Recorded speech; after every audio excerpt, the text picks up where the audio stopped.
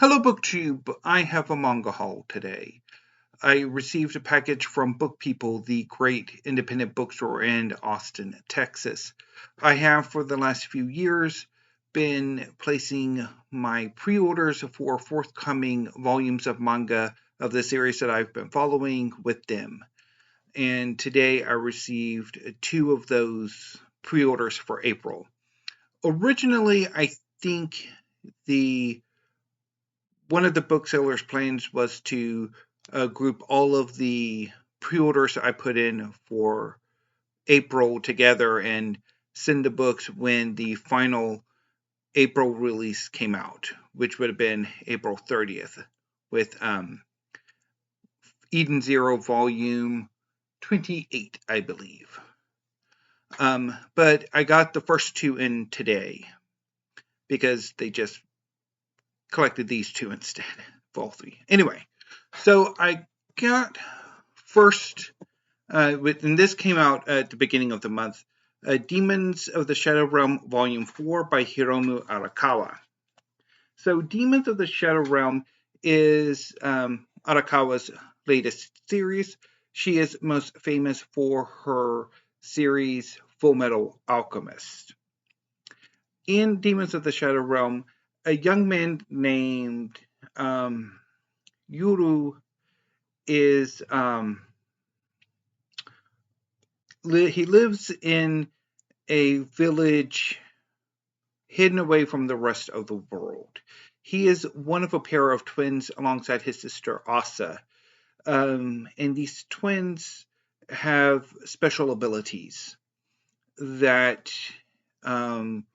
are valuable to certain forces that neither twin fully understands.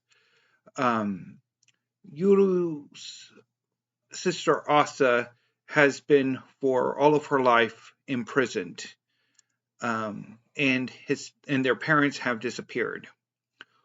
One day, outsiders attack the village, and leading the assault is a young woman who appears to be Asa.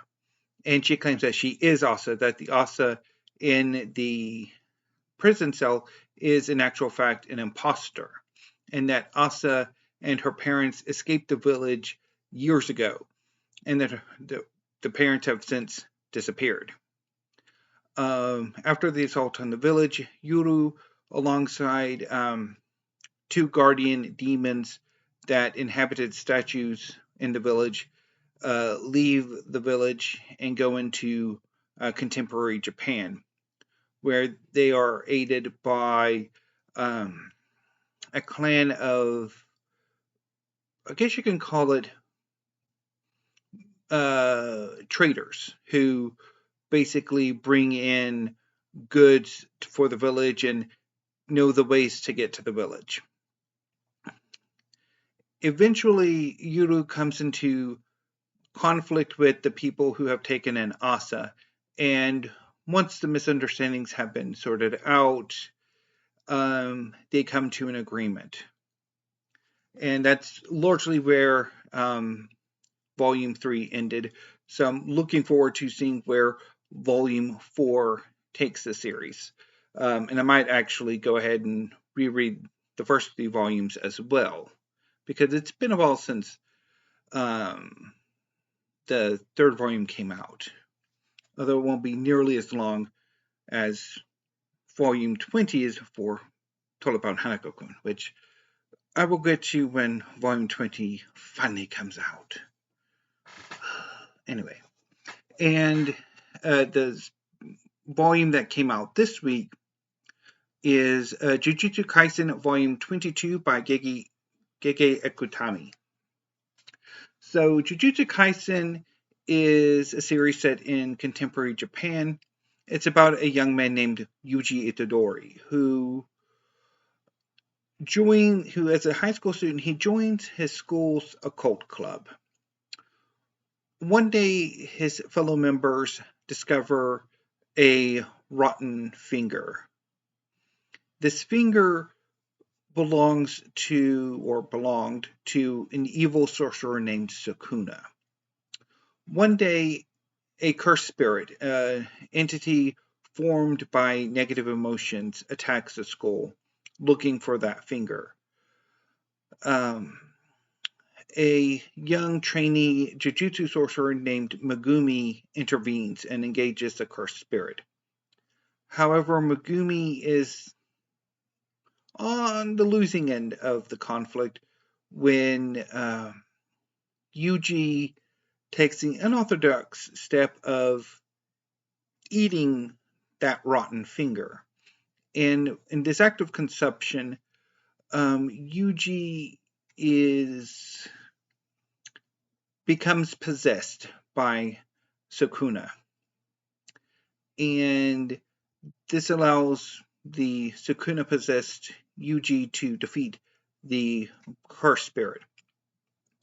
However, as Sukuna glories in being free and having a new body, Megumi's teacher Gojo arrives and subdues the Sukuna possessed Yuji. Yuji wakes up and is informed that he is going to be executed by the Jujutsu Society. However, Gojo has intervened. Not Gojo. Yeah. And he's argued that Yuji should be allowed to live, since Yuji seems to be able to handle consuming these cursed bits of Sukuna without either dying or falling to a permanent possession, that if they basically feed Yuji all the remaining pieces of Sukuna, and there are 19 more pieces, then once all of Sukuna's been consumed by Yuji, then kill Yuji. So Yuji takes the deal, and he's enrolled in a high school dedicated to teaching young Jujutsu sorcerers how to function, how to use their powers, and training them in how to fight cursed spirits and to investigate cursed spirit activity. And Yuji and Megumi and a fellow classmate begin sort of this training regimen. However, there are dark forces at work. A number of powerful cursed spirits have joined together under the leadership of a rogue Jujutsu sorcerer named Gege, who's basically the culmination of their machinations results in a event called the Shibuya incident, in which most of Tokyo is destroyed and rendered uninhabitable. And in certain parts of Tokyo that remain, as well as in other parts of Japan, people awaken to having magical powers, or as being possessed by ancient sorcerers, much like, and in a more permanent way than Yuji's relationship with Sukuna, who is also, of course, a lurking threat, because Sukuna is a monster. And this results in the culling game. And Yuji and his surviving friends and allies come together to infiltrate the sort of closed off parts of Japan to sort of defeat the dark entity that is possessing Geto's corpse. I've been enjoying Jujutsu Kaisen immensely, and it has been for too long since I've read Volume 21. It seems like forever since Volume 21 came out. Although, again, not nearly as long as it's going to have been for Philipon Hanako-kun 20. But anyway, I will talk about that sometime in September when I finally, or early October when I finally get Volume 20 of Philipon Hanako-kun. But for now, I have Volumes 22 of Jujutsu Kaisen and Volume 4 of Demons of the Shadow Realm. So I'm quite pleased with this haul. I'll be back later this evening with weekly reads. I know at some point I have to do a bookshelf essential for Magic the Labyrinth of Magic, but that may have to be on Monday because I have some onerous work I have to do that will probably result in me having a I hate what I'm about to have to do.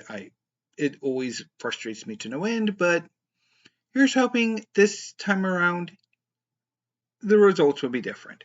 A new booktube until I see you later this evening with weekly reads. Thank you. Have a great afternoon and stay safe.